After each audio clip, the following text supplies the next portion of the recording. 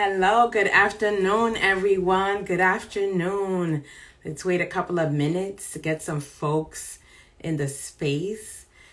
Good afternoon. Good afternoon. I'm so excited to be back in the Candid conversation world with you all. Thank you so much for those of you who've been reaching out. Thank you so much for your support with, just so much going on in the world. And just so grateful to have so many of you on this evening. So this evening, I'm so excited because March is Women's History Month, of course. Those of you who identify as women, sending you love, sending you all the good stuff.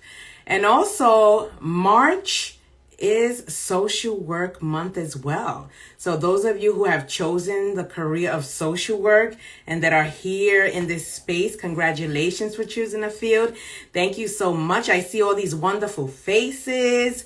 I see your little face in the little circle. Hello, Barbara. Always sending love, always sending connection.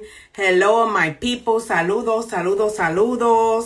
Barbara, I have to have you on here. You might be my next guest. So I will reach out to you because I definitely want to hear about all the amazing things that you have going on, especially the switch to your trajectory. But I will reach out. Today, hello, social workers. Hello.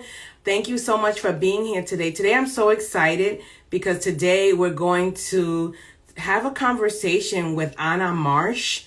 And I can't wait to share with you all how I met Ana and how she has impacted my life personally. And I'm so excited because she is going to be here in this room. And let me see if she's in this space so that I can invite her in. She is new to the Ivy Live situation. And so I want to make sure that she knows what she needs to do. Okay, I don't see her here now, but she'll be on. I'm sure she'll be on. Hello, everyone. Hello. I am back. I'm back on the scene, crispy and clean. Ew. So I decided, and she is here with us. Hello, Ana. Hello. I'm going to invite you in. We're going to get right to our talk so people could get right into there. Awesome. Let's see.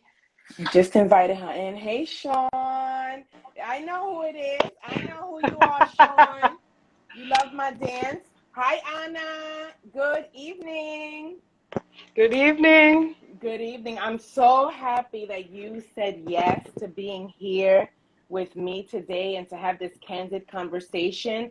First of all, Ana, I want to honor you as a woman, right? This is Women's History Month.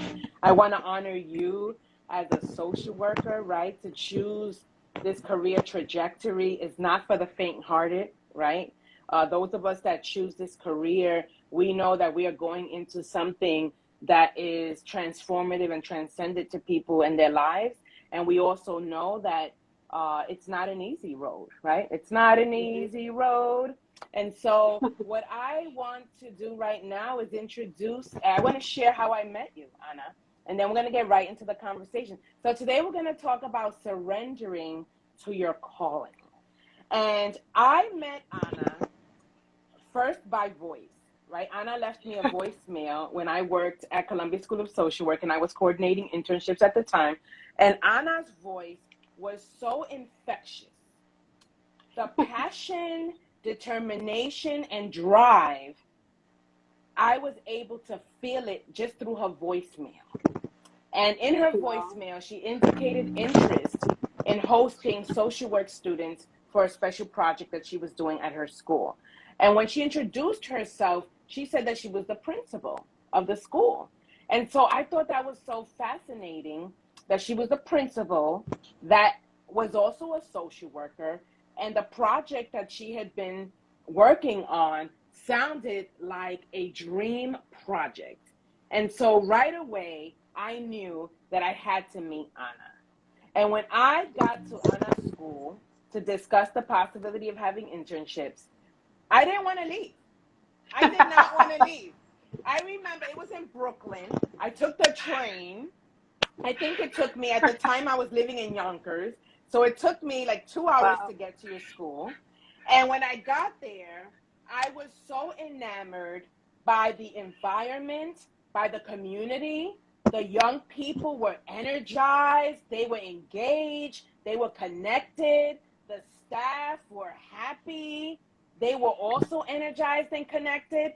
And I was so inspired.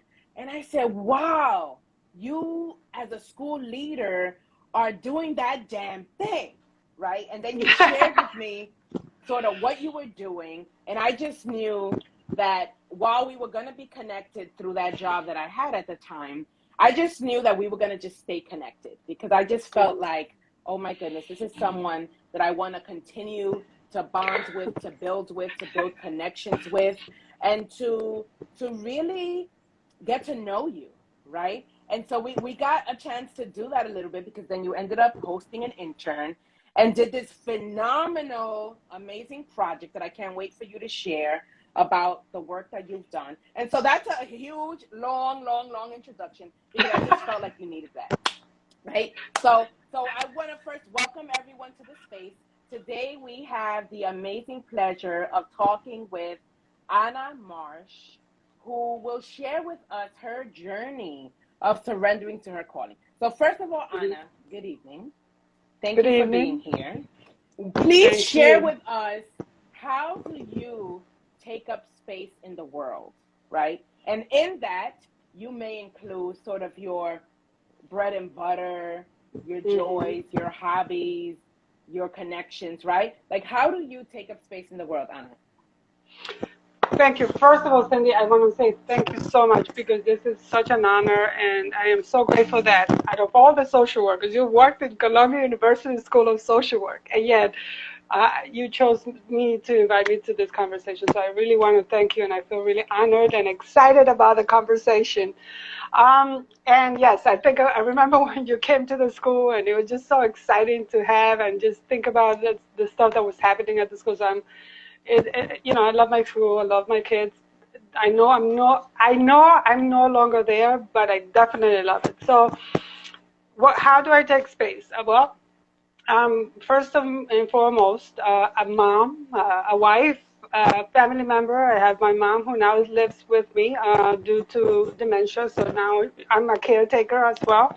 I am a social worker. I am a former principal, so I want to call it that, but I'm also a life coach. I do a lot of different things. So when we talk about titles, I always had a hard time. And in fact, it took me 7 years, my last year as a principal, when I felt like, you know, yes, I'm the principal, because I always saw it as a servant, right? And I still did, even in my last year.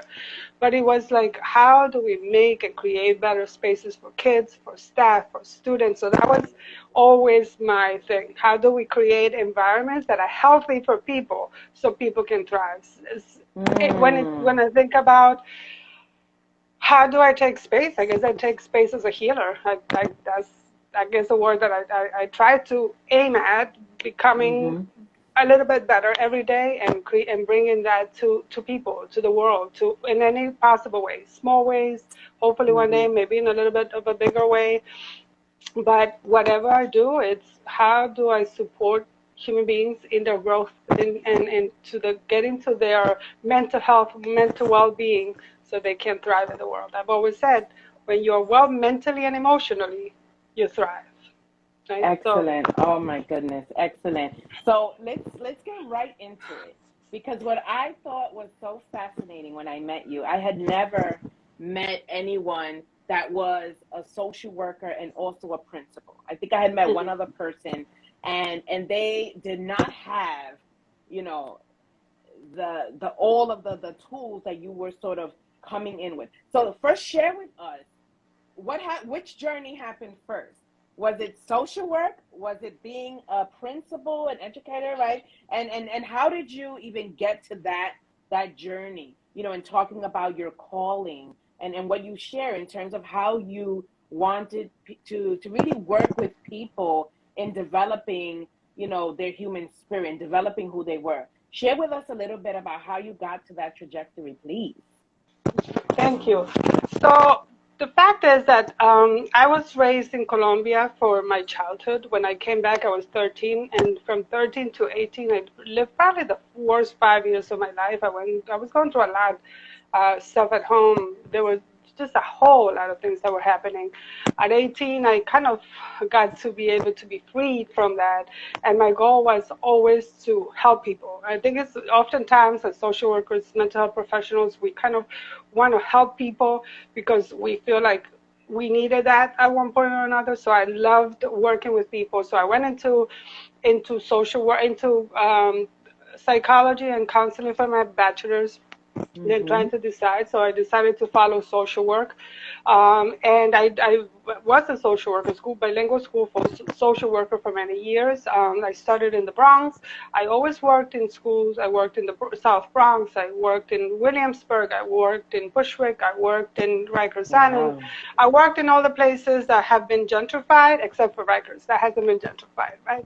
So at least not until they sell everything and they bring condos in, which has been the plan. But the fact is that I've always worked in communities where they needed it. I oftentimes felt inadequate because although I did have a graduation from Columbia and I did have a lot of passion and love, oftentimes I'm like, we have so many young people with trauma. We have so many young people with going through so much.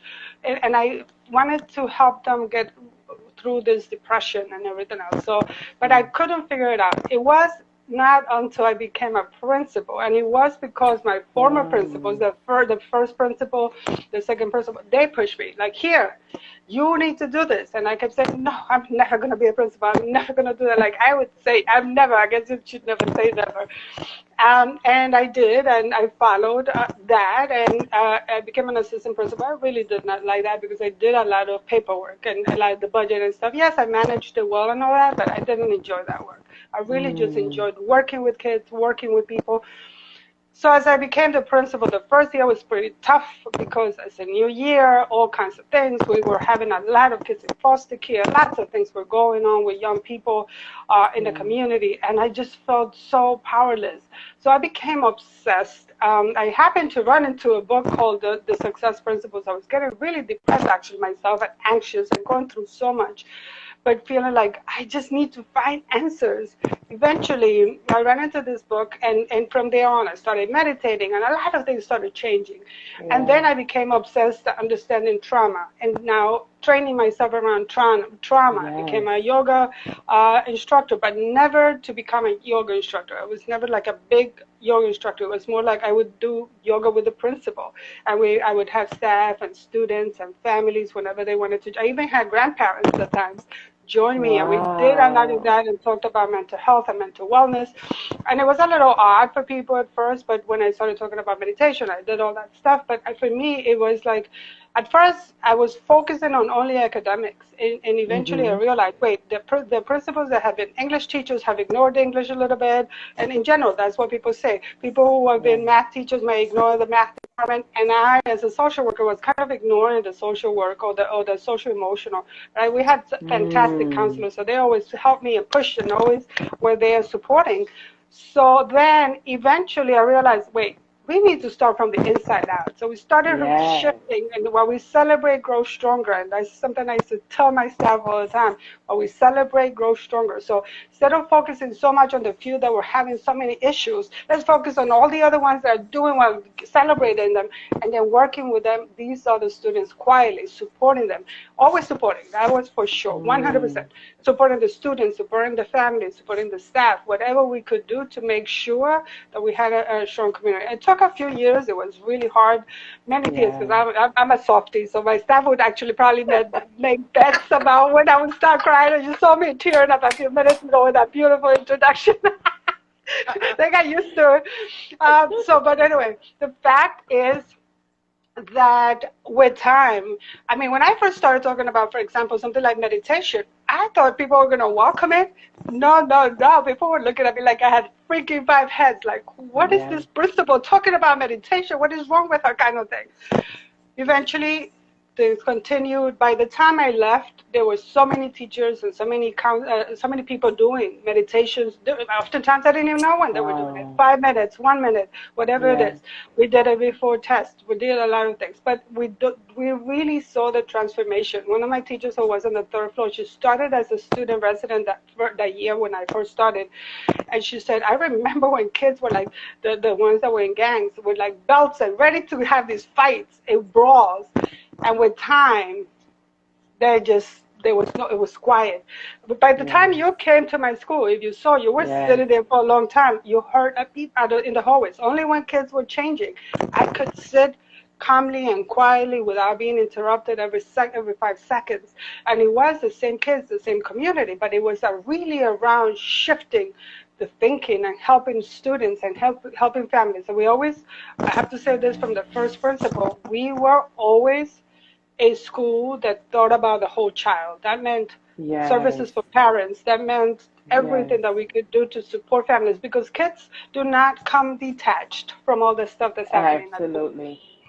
So Ana, I want to commend you, right? Because the success principles, thank you, Sean, for putting it in the chat box, is by Jack Canfield.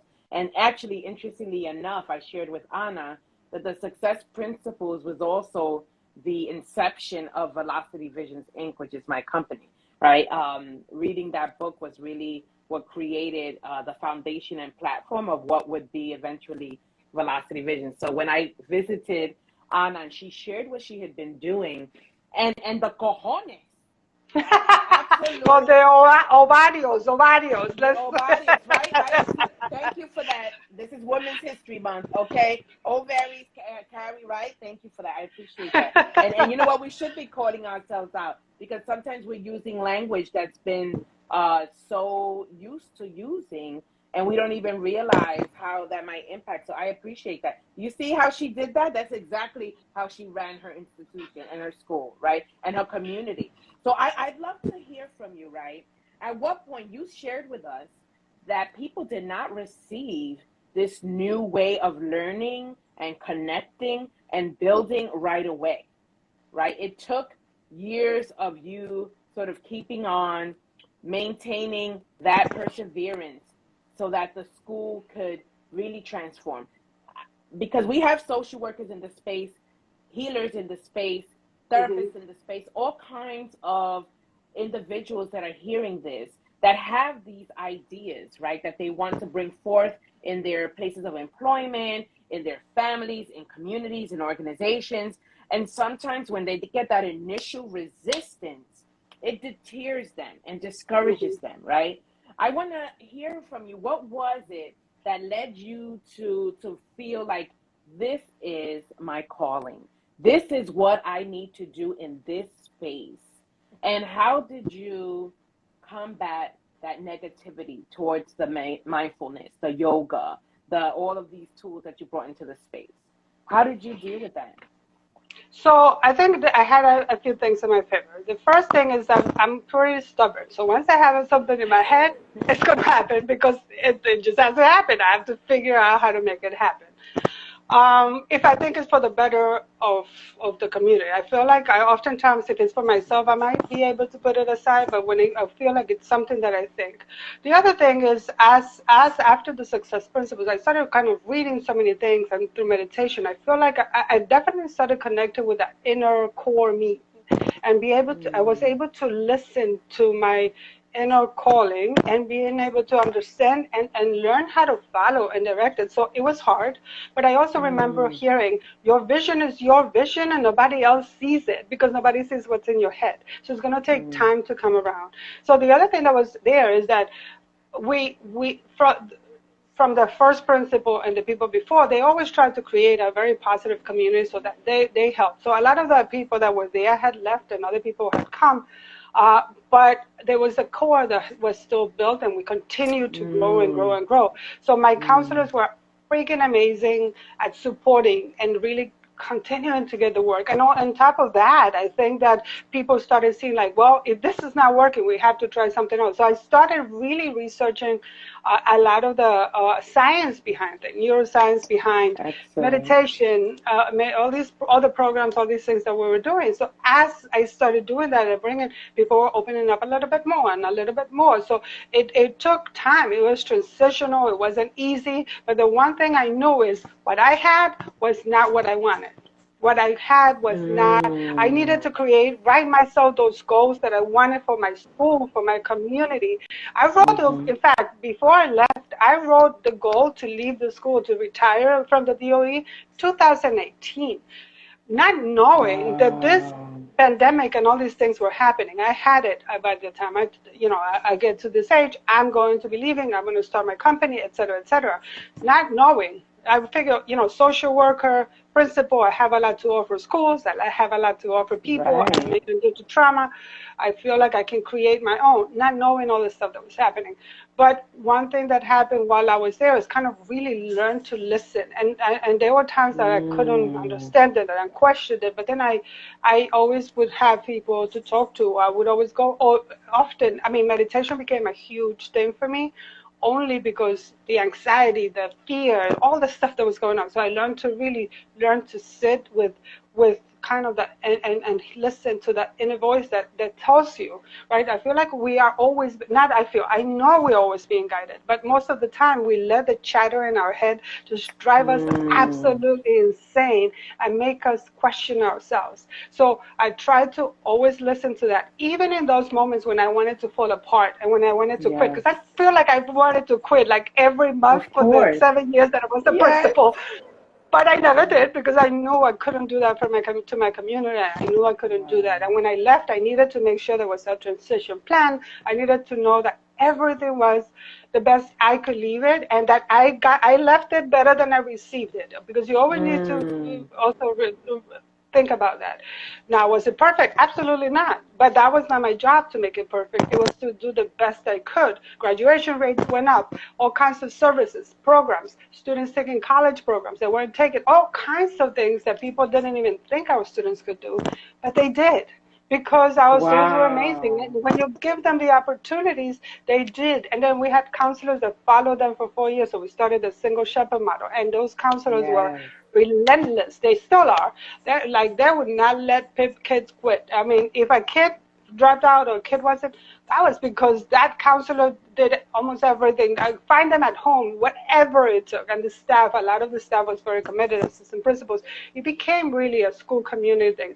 But again, we had to build it from within, and it was slow. So just understanding that the vision and that is not going to be easy, because we think, that this is going to be easy. Heck no.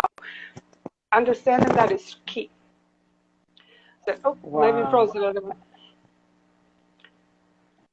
Excellent. One of the things that I was so inspired by, Ana, was the work that you were doing with families, right? When you shared with me that you were using the success principles, that you had reached out to Jack Canfield's office to get permission to modify the success principles so that you can use it with the young people and their families, right? So we know how much work that takes, right? The calling, the getting this, the getting that.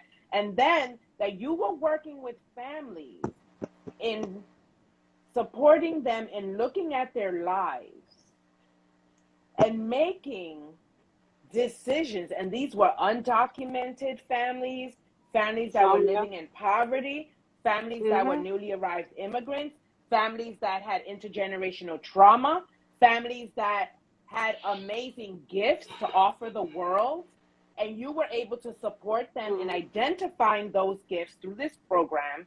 And then you shared, and I will never forget this, that some families ended up starting businesses, going back to school, going to school, graduating with their GEDs, high school diplomas, college degrees, building businesses,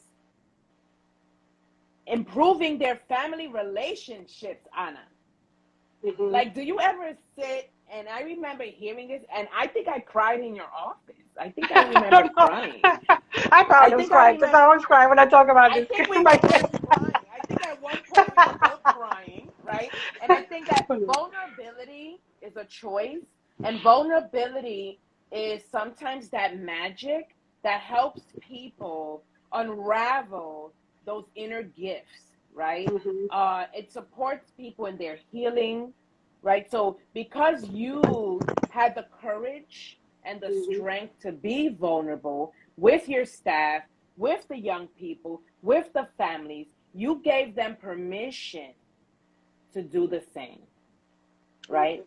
And so I'm just like curious. Have you ever just sort of sat and thought about all of these lives that you changed, right? And for the social workers in the space, those that work with individuals and communities and organizations, right? Sometimes we just do the work and we're like, oh, I'm supposed to do this. I do the work. I do the work. I do the work.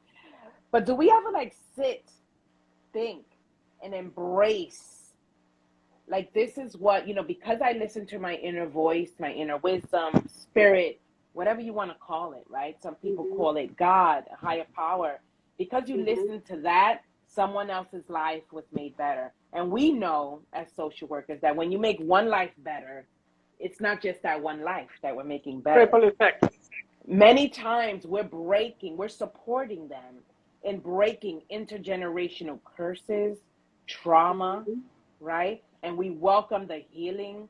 We welcome them living their best lives, right? Anna, and you did that, Anna. You did that. So what was it like to walk away? Because I want you to talk about that decision. Transformational work, absolutely. That decision of this is the work that I did, right? Sitting with that. So have you sat with that and what came up when you did? So I think that I would try to tap into it every time I questioned myself and I wanted to quit or give up, Mm, right? And again, my counselors yes. were great support. I think I see Milena here. She's a social worker too, also graduated from Columbia, Nice. and she was also a great support and kind of just reminded me at times when I would choose to forget. But one of my teachers said to another teacher, so I don't know who the original teacher was, said that vulnerability was my superpower. So I'm like, you know what? I do like that because Wow. vulnerability, it is our most difficult moments that we need the Mm, courage. And yes. vulnerability shows up when we are requiring more courage in our lives, right? So I think that for me, sitting with that was hard because as much as I wanted to believe that, yes, all these things happened, I always felt like it was never enough. I always wanted to do more. I wanted to provide more. I wanted to support more. I wanted to Mm, see families because we did see transformations. We had so many kids because then we had kids training other kids as well. And we saw kids that came, wow. special education or low or not doing great by their own accord and graduated in honor society, doing amazing work, very committed, Mm, doing all this stuff. And a lot of that came from that. I saw families, like you said, starting businesses that went through all these things and changes and just creating that. And that was such an honor. But I always felt like I wish I could get everyone to come and do this. But oftentimes uh, families get caught up and all that stuff. When it was time for me to leave, again, following my calling. And some people are like, oh, it's great that you're following your dreams. I'm like, well, not my dreams, because my calling always. Listen, my dream is to have a house on top of a mountain by mm. the beach where I can see the beautiful water. That's probably my dream because I love the water. My calling is what do I need to do to serve better and to provide better, right? So when I had to make the decision, or when I Mm, was making the decision, was like it was an inner voice and an inner thing that said, this is what you're supposed to do. And I started preparing my assistant principal, who wow. became the principal, everyone for a long time. I would tell my counselors, and they were like, oh my God, you're annoying me. I'm sure they were annoyed half the time, but but they were so amazing and supportive. And other people, right? So for me, it was just kind of really, is this the right thing? And don't get me wrong, after I got out and I did this, there were so many other things that happened that made me like think, oh God, did I follow the right calling? Am I doing the right thing? Wow. But then, every time I've questioned it, something's come my way that says yes. And then one of the things that has made me question is that, of course, now I have my mom, and dealing with someone with dementia is really, really difficult. It's really painful. It's hard to see them and all that stuff. And I went from being a principal all of a sudden full-time caretaker. I was not expecting that, and I'm like, okay, if my calling was to do this to start my company, why? So there's this kind of voice in my head, and I don't know how to explain. It wasn't any schizophrenia or anything. Don't get me wrong. It wasn't that. It was like in your calling, and the voice that said very peacefully, like I know it was my voice hearing, but I know it was beyond me. That said, yes, this is your calling. I keep showing you the signs. And then the next thing is, but if it did, why didn't I have like a warning that this was happening to kind of prepare myself better? And it says, sorry, thank you. And it was like, because you probably wouldn't have left thinking that you needed to do something else or provide something. And how will you handle both of these things? And it was like, oh, wow. And then I realized that I just kind of had to surrender to whatever has been happening. And amazing that I'm growing my mental health practice. I do trauma therapy, and I absolutely love the work because it's so amazing to see. I've never liked talk therapy. No, nothing against people who do it. I have no offense at all. But trauma therapy really allows people to free themselves and heal so much quicker because you're really tapping into all those things that are happening. So I get the honor to work with people and support them in their transition and their change, and it's just amazing. So every time I do it, it's like, okay, this is my calling. And now little by little, I finally decided to join some panels. So I'm getting some insurance. So then getting more people, and I'm seeing the work, and I'm seeing what's happening. I'm like, okay, you're right. Like by following and surrendering, it really has been little by little transforming. And then I realized, wow, the social emotional, I need to be doing that with the schools. And then I'm like, no, you don't need to be doing that yet. Because the fact is, I'm applying for a certificate, I'm doing all that stuff. But right now is your time to work and take care of your mom and heal all the wounds that were there from the adolescent age and all the stuff that happened. And while you're working and supporting other people in their healing, because that's part of the thing. Sometimes we think we're healed, and then something happens, and then pulls out all the stuff that was stored somewhere, and you're like, what happened here, right? So I think I think that has been really, so following, really trusting and surrendering. So when I surrender, just things come, and it is beautiful to see. And I'm like, you know what? So I'm in such a beautiful, peaceful place, mentally, emotionally, and spiritually, because I see that I'm able to still serve while doing the other work, and then the social emotional work will come. And my book that I'm writing, when I finish it, because I'm doing that very slow, that will come. Like all these other things will come little by little. But it really is because I'm allowing myself to surrender to, like we said, surrender to my calling, to what comes from beyond me, because I do think there is a higher power. I don't see it as a male. I don't see it as a man. I don't see it as right. I really see it as an energy that is within us, outside of us, that really speaks to us. And it's hard because we don't listen because of the chat in our heads. Right? And it just takes over. Again, I mentioned this a little while ago. And being able to sit with that, it really has transformed and made it so much better. And then I'm able to be here more for my kids, because I felt like I was always a principal, and I oftentimes feel the guilt of feeling like I had no energy when I got home to give them. Again, to my mom, to be able to really recommit, and that work was so important, and I really loved that lot of the work. But I knew I was ready, and like I said, I planned that since 2018, way before COVID, way before all that stuff. So sometime mid-year, I realized that my last year, I was like, okay, yeah, I'm ready, and it's time. And I did, and I jumped, and it was as scary as heck jump, because I had to defer my pension until I'm 55. I'm now 53. But it was okay. I'd spoken to my family, and they all like, well, we'll support you. We'll figure it out. And every time I've needed something or felt something and scared, then I'm like, something happens that shows me you're on the right path. You're on the right path. And then again, just getting to do the work that I've been able to do, I feel so honored and excited. And sometimes when I work with people, when I hear people feeling so stuck It's like, Mm-hmm. I wish I could help everyone kind of figure out how to Yes. get to that place so they're not feeling so miserable, because I know what it feels like, because I've lived there for a long time, and then I was able to Yes. come out of that. So Mm. it's Anna, exciting oh and my goodness. scary at the same time, by the way. It is moments, but then Absolutely. surrender and it's good. Now, I mean, so you're like talking right to my spirit right now, Yeah. right? Like when you're talking, and I hope that folks that are listening, whether it's right now or in the replay, right, and thinking about surrendering, right? It isn't always easy. I love that you talked about it wasn't easy. Like when you surrendered, then all these other things started happening, and you were like started to question your decisions and started to wonder, was this the right thing for me to do? I remember that you so kindly accepted the invitation to present at Columbia University's School of Social Work, our virtual conference, our workshop, right?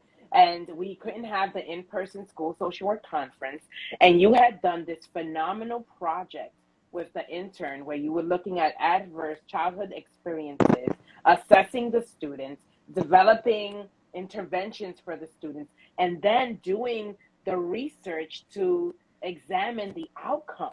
I mean, how amazing was that, right? And then to find out that you decided to leave the Department of Education, surrender to that calling, then taking on the role, right, of taking care of your mom, in dealing with dementia and those that maybe have dealt with caregiving in that regard, it isn't easy, right? Sometimes you have to navigate and shift your whole life trajectory. And the way that you've been Mm-hmm. able to reframe all of these aspects is so beautiful, and I hope that folks Mm-hmm. are resonating with what's going on, right? And I definitely want to encourage folks, if you have any questions, put it in the question box, because we definitely want to take some time to get to people's questions. What I'd love for you to talk about, Ana, the surrendering that you're in now. Could you talk a little bit about Mindful Talk, your organization, the work that you're currently doing? Talk to us about the projects that you have currently going Mm-hmm. on, because your work is phenomenal. For you to have taken so many years of your research, your training, your observations of all that was going on within your school community, within the world, and to create the platforms that you're creating, it's like you're shifting and transforming lives on a whole nother level now. And I want everyone to know how you're doing it. Go right ahead. Oh, thank you. I don't know if I see it as good, but I really do have a drive to help and support, and that's kind of my purpose, I guess. It really is. So Mm. it just connecting to that purpose. So thank you for that. But so I started Mindful Consulting and Coaching Services, and it's kind of a three-pronged thing. One thing is mental health services, and I've been growing my practice. I've actually started with people, or sometimes within 12 sessions done with. It's like the change was so incredible. I didn't have to, and I say to people, my goal is not to keep you here forever, because no one should be Mm. dependent on a therapist. I want to make Mm. sure that we are here to support you in your growth, that you have the tools, that you heal, and then you're able to move on. So I started growing that, and it's great. The other piece that I'm doing is mindfulness coaching, and work around mindfulness, and how to bring that in. And that is also because I want to be able to do social emotional work with schools, creating strong programs like the ones that we Mm-hmm. had, or different based on the school community. Because what we people are not paying Mm. attention to is there's so many kids, stress, anxiety, going through so much, Yes. and we just push academics and tests for the kids, not realizing what their struggles are. And then we send them out into the world and we expect them to perform, and people are not realizing what's happening. Not sure if I'm freezing, by the way. I hope that I hope that there's connection. And in addition, to that. So I want to be able to help that. I also believe in distributive leadership. We had the Institute for Student Achievement work with us and New Visions in my school. So it was distributive leadership, building leadership from at every level in the school. So I want to be able to help create distributive leadership, appreciative leadership, strengths-based leadership. And that strengths-based came from School of Social Work, right? You start with the strengths of your clients, and the same thing in leadership. What are the strengths that people bring, and use those strengths to help you continue to run the school, to help you continue to run your community, your organization. So that's the sort of the other prong. And then some life coaching. I do think that sometimes you start with the mental health, and I always help people separate mental health is kind of working with what's in the past, what you're carrying, and coaching is really looking at where you are now and where do you want to go, and those are not the same things. And a lot of life coaches or coaches that do this kind of work, they don't have mental health background, but they want to do their work, and sometimes they end up in murky waters. I happen to have both, so I love that work, and I do love to see the transformation like I saw with families, like I've seen with so many people, so I really like that work. So those are the things. Coming up, I had started a podcast in 2020, but I had to drop it. I was like, never mind, I'm not doing this, it's too much. I was overwhelmed with work, it was exhausting. But now finally with a friend of mine who is a psychologist in Denver, we started the podcast, and it's called A Mindful Talk. That's the mental health part that I for my business. So that's actually how I started the name for the podcast, but then I had moved this for my practice, and now I'm coming back. So we started recording some episodes, A Mindful Talk. So they're not out yet because we just started recording, but it's all around mental health, mental wellness, different traumas, anxiety, different things, but it all kind of giving tools, support, and all that stuff. So I'm excited about that. Also, the beginning of April, I'm going to do two virtual, one at the beginning and one at the end of April, two events. One of them is called Brunch for the Caregiver's Soul, just thinking about parents, thinking about nurses, thinking about teachers, thinking about all the people that everybody's taking care of somebody else. People don't realize how drained and how exhausted they are. So my hope is to be able to do it, have some hours of excitement, and maybe later on build it to some retreats. I did a retreat for leaders a couple of years ago, and it was an amazing transformative event. I didn't realize it was going to go so well. I really loved it. So I definitely want to do that. And then at the end of April, is a similar event, but that one is for administrators. And I wanted to do one for administrators because people don't realize how lonely that job is. School administrators, hospital administrators, any administrator, because people want to believe it's your fault, it's your fault, it's your fault, it's your fault. But people don't always stop to find out what all the pressures that administrators have and trying to figure everything out. So I think that they have a little bit of a different thing to deal with and issues so I want to be able to kind of provide a little bit.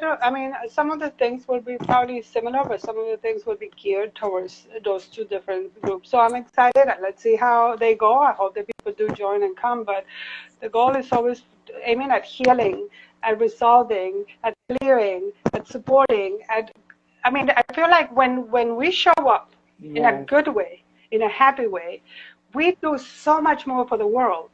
But when we show up angry and frustrated and with fear-based leadership is horrible.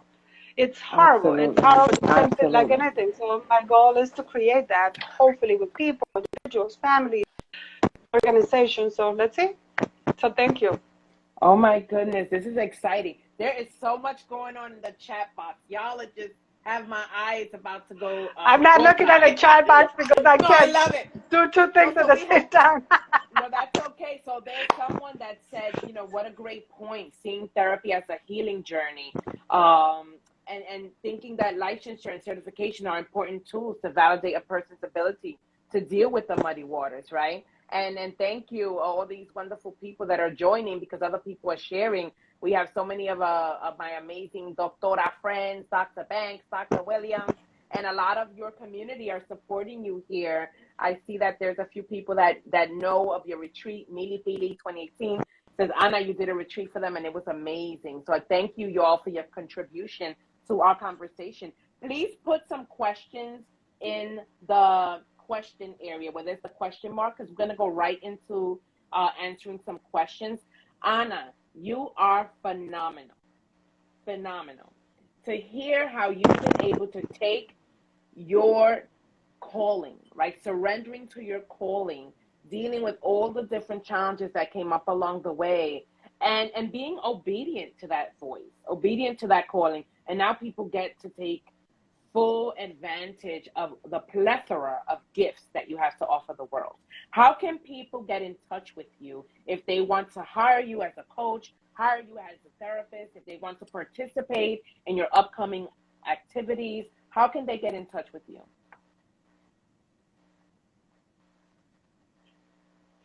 Thank you. So the best way is mindfultalk.com. That is my website, although my website is still under construction. However, my contact information is there. So it's just simple, mindfultalk.com, starting with the letter A. mindfultalk.com.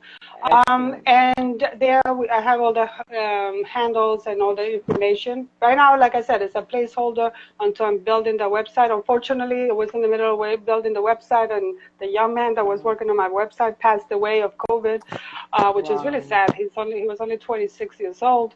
So then I'm kind of working with someone else, and that, right now I'm just kind of building everything slowly. Again, I'm like, the information is there, how to get in contact with me, but I'm not much into social media, but I put in little things, little messages, whatever I can, and eventually I have someone doing all that work for me. But honestly, I'm more worried now. Just continue to work slowly and continue to grow, because I just know that it's going to work out and it's going to be good. So I'm excited to just be able to, hear from people, reach out to people, answer any questions there. They can definitely find including my phone number is there. So thank you for allowing me to share that information. Mindful Talk is the easiest just because everything is in that one place. Absolutely. Thank you so much. So thank you so much for sharing Ana's website in the chat, Sean. I really appreciate you. And thank you so much. So the first question is, how do you go from stuck to unstuck, Ana?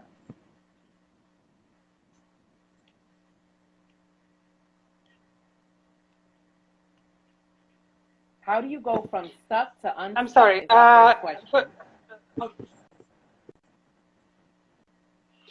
So that's a great question, and I think that part of the problem when we feel stuck is usually either we're holding on to some traumas, right? And it could be childhood traumas, or it could be moments or things that happen, or stories, or things that we've been told, and we are afraid to take steps.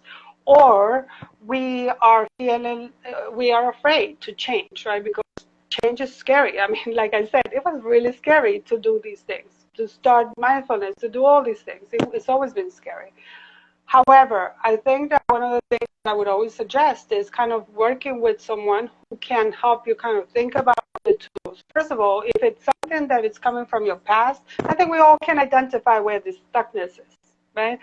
If it's something, working with the right mental health worker to help you kind of figure out what those steps are, what you need to do. If it's something that is a trauma, then working with a trauma therapist, not just a talk therapist. I think that takes much longer to get to that work.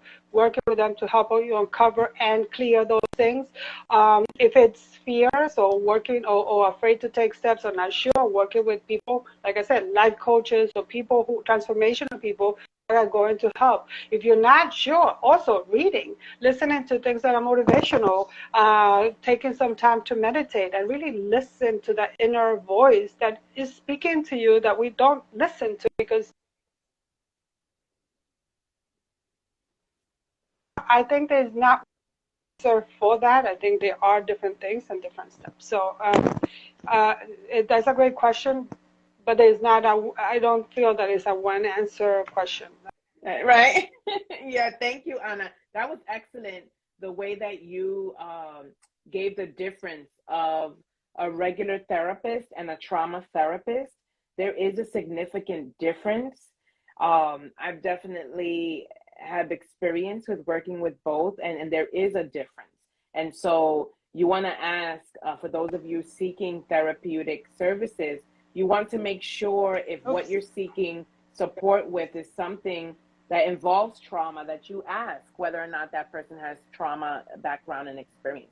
So Anna, our next question is, how could access to services like this be accessible without a wait time of 30 to 3 months? So that has been the case, I know, from a lot of people, depending on who you talk to, that there is some kind of this wait time for therapists and particularly those with specializations. How do you think that folks could access services and they could be accessible without wait time?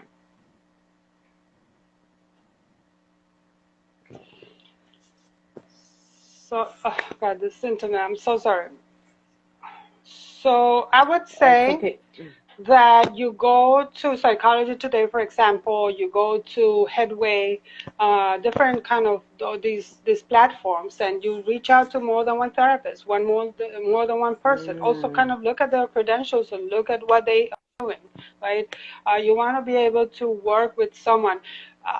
For example, for me, I just started my private practice because I've always done the work through organizations, whether I was working at Rikers Island, or Department of Corrections, or where I was working at LaGuardia Community College, or I was working with the DOE, or for a foster care agency, or wherever. I did often work. So when I did that kind of private work, it was not a lot because I was working full time.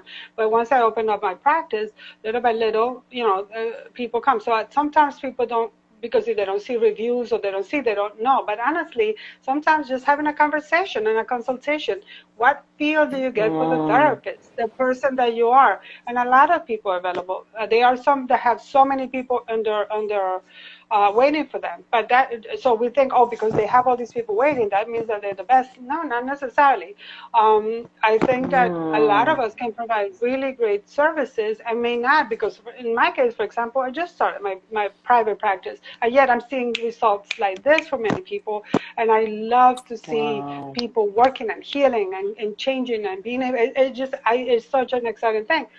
But part of it is that, people have this idea that this, title. I know someone that wanted to work with me because I went to Columbia University. But to be honest, although it is a privilege to have a degree from Columbia University, and I'm grateful for having that, it wasn't because I graduated from Columbia that made me the therapist that I am. It is because of my effort, the work, the desire to help my school, the desire to help people and figure out what will work best for them. So I think being open to exploring, conversing, asking questions, having consultations. So That's I think excellent. Thank you, that's. Anna. Thank you, Anna. Another Thank you. suggestion is that depending on your insurance company, some insurance companies, you can go on your insurance website, and to be transparent, my therapist had to end with me because she had to go on emergency medical leave. And then a few months later, my mother passed away, right? So it was months and months and months, and I kept saying, oh, I got to go back to therapy. And I was just kind of dragging my feet. And finally, what I did was I went to the website of my insurance. I saw the listing, and I chose to go with a practice that had a website because I wanted to see the credentials of the people before I made even the call for the intake, right? So that's what I did. And it took me an hour to look through the list. When I found the practice, I clicked on it. I called them. I submitted the intake online. Within a week, I had an appointment with my therapist, and I absolutely love her. And this was like recent. So in all transparency, it does take time, right? The legwork to do that. And I see that Sean said here, booking 15-minute consults from Psychology Today. And many therapists will do consults. So you could definitely do that.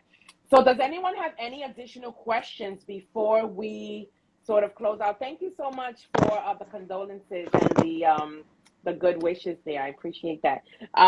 So any other questions before Ana leaves us with some impactful, encouraging words before we roll out of Social Work Month in next week, right? The month went by so fast.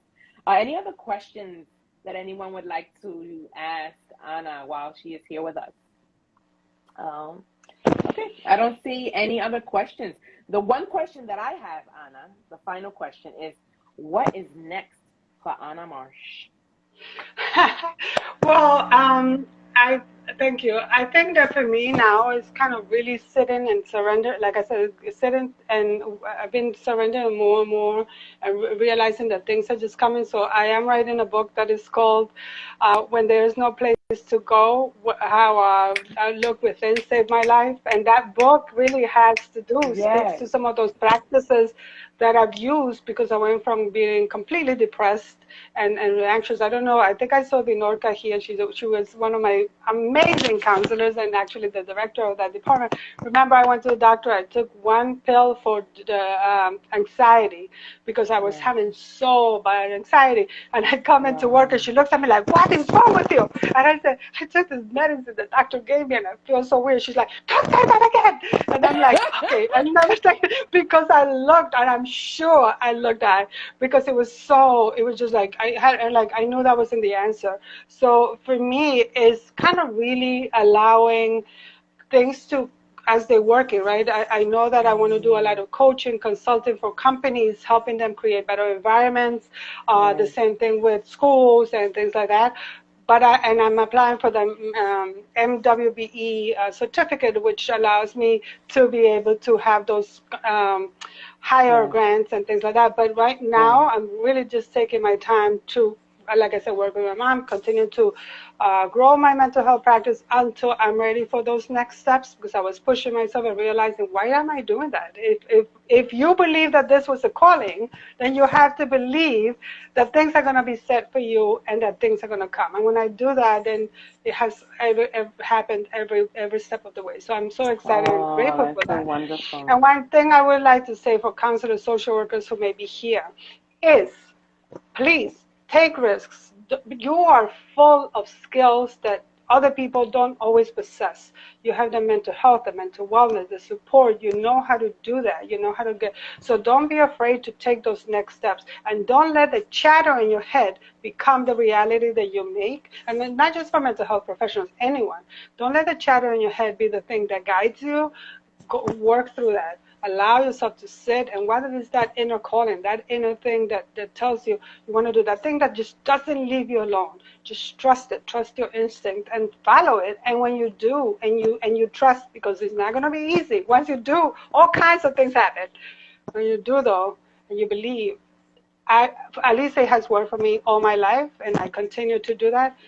Truly things come into place, and you have to trust that the universe has you in its hands Mm. or hers or however you want to call it. You have to Wow. trust. So Wow. that's So it my looks like we last have, piece of advice. oh, that's so wonderful. I love all that you've shared today. We had one last question. Well, someone asked if you could close us out with a meditation. And the last question in the question box is, what's your favorite joyful activity? It's interesting. Thank you for that question. My joyful activity. I think I don't know which one. I think that I feel like I just go with the day, but I definitely love sitting in quiet in nature. So my Mm. backyard in the summer or when it's spring, Yes. just being able to breathe that is very calming, very soothing.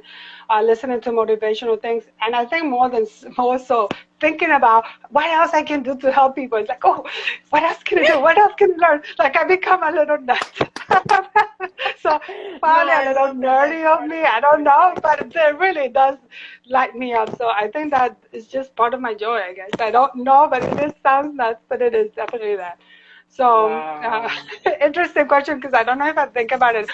Being by the beach, on the beach in the Caribbean. Oh my God, Yes. there's nothing better in the world. Yes. It's the beautiful Oh, beaches, yes. the Yes. calm, the wind, the sand. Oh my God, that's so peaceful and wonderful. So that's definitely Oh, joyful for me. I love it. You took me to the beach with you, Anna. I'm going to Oh the beach yeah. with you. I love it. I envision a world where you and I will be co-creating on a beach with empowering people, doing things and creating. And I'm so grateful that you said yes to being our featured guest on Candid Conversations, it being Women's History Month, it being Social Work Month. I look forward to your future offerings. I'm so glad that we get to have you in the way that we have you, right? And the gifts that you're giving to the world. Thank you so much. Now, someone asked if you would end with a meditation. Are you open to that, Ana? Absolutely, my friend. One of my that's it. Wait, how long do we have? 2 minutes? I don't know how long we have because I want to make sure I don't go too long. So they will kick us out after an hour. So maybe if you could do like a 4-minute meditation or 2 to 3 minutes, just something simple. Because I don't know, IG sometimes kicks you out after the hour. Okay, that's fine. I honestly can't see the clock or the watch. I'm like, I don't know what time it is right now, to be honest. But first of all, again, thank you for inviting me. I feel so honored that when you invited me to do the Schools That Heal workshop for Columbia University. That was so, again, selected me from all these groups of people, and I just felt so humbled. And I'm like, why me? But thank you. So I appreciate the platform that you've provided for me to be able to share some of these things. So let's do the meditation. So I invite everyone. This is exciting for me. I'm going to invite everyone to kind of sit comfortably on their chairs or in their chairs, just kind of not sensing everything beneath. Just make sure that you are comfortable wherever you're sitting. See if you can align your hips with your shoulders with your ears, allowing your breathing passages to be open. And if you can feel comfortable, either closing your eyes or lowering your gaze. And I invite you to connect to your breath. I don't need you to change it or want you to change it. Just notice your breath as it goes in through the nostrils. And then slowly as it releases, just noticing the warmth and the cold as the breath goes in and out. Now what I'm going to invite you to do is to let out all the air from your belly. Just let it out, all the way out. And then I'm going to count you in as you breathe in. 2, 3, 4, allowing the belly to fully expand, holding the breath there for a couple of seconds, just allowing the breath to be there. And then slowly to the count of 8, we're going to release it. 2, 3, 4, 5, 6, 7, 8, and hold it there for a couple of seconds. And then again, let's breathe in. 3, 4, allowing the belly to be fully expanded, just letting the belly, the air to be there. 5, 6, 7, and then slowly out. 2, 3, 4, 5, 6, 7, 8, and then holding it there one last time, taking a nice deep cleansing breath all the way to the bottom of the belly and sort of picturing the breath to reach in every corner of your body, cleansing, clearing anything that you need to release out of your body that is not serving you, that is making you tense, tight, and then slowly release. See it as if it's smoke, see it if it is clouds, whatever it is, see it releasing out of your body. Then gently allow your breath to go back to its natural rhythm, noticing that the breath is just a little bit deeper and a little bit calmer. Noticing the calm within your body. Allow your mind to just kind of travel from body part to body part, just noticing any tightness or any sensation. Just notice whatever is there. Taking a nice deep breath. Anywhere where you have tightness, just breathe in. And then allowing it to sweep, carry anything that you need to release. And one last time, just release, and letting go. And then gently, calmly, and peacefully, just start feeling all the way from the toes, all the way to your head. Just feel your body, reconnect fully to the space where you are, and gently and slowly flutter your eyes open and come back to the space. Oh my goodness. That was wonderful. That was so wonderful. Dr. Banks, I'm so sorry. I don't know what happened to your question, but Ana is more than welcome to receive questions. And please connect with Ana Marsh on social media, everyone, at A Mindful Talk. And thank you all for being present with us today. Thank you, Ana, again, for all the gifts that you bring to the world. And I look forward to continuing the connections with you. Have a fantastic rest of the day. Thank you so much. You as well. Have a great evening, great week coming ahead. So take care, everyone. Thank you so much. Thank Pleasure you. and an honor. Take care. Bye-bye. Thank you. Bye.